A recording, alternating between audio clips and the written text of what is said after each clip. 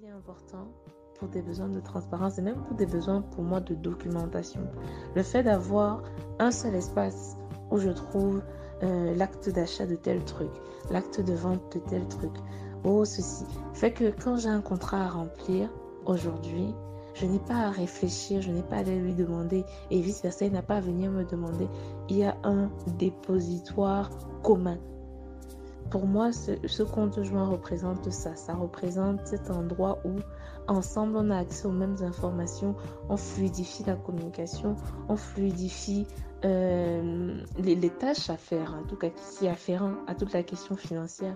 Et je pense que c'est d'autant plus facile pour nous parce qu'on a toujours été très transparent avec nos finances l'un envers l'autre.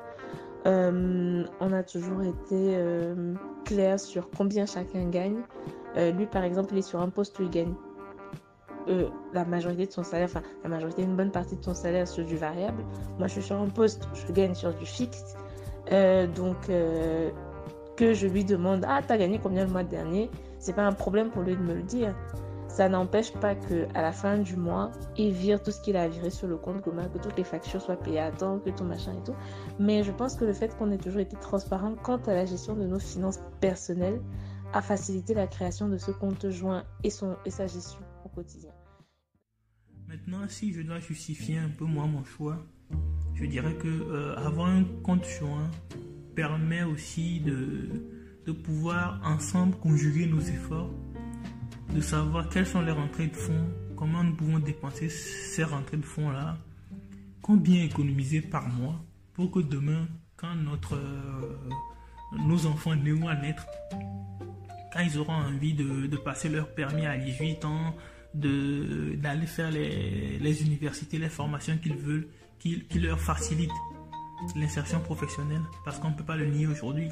Quand il s'agit, quand on finit l'université, qu'il faut rentrer sur le monde de l'emploi, monsieur, quel diplôme vous avez, quelles sont les universités que vous avez faites et tout, c'est un point très important.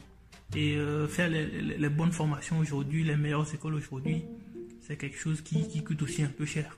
Donc pour moi, je pense que s'assurer du minimum pour que demain, quand l'enfant aura besoin de faire cette université-là ou cette formation-là, d'aller dans ce domaine précis, que ce ne soit pas un problème financier qui le bloque.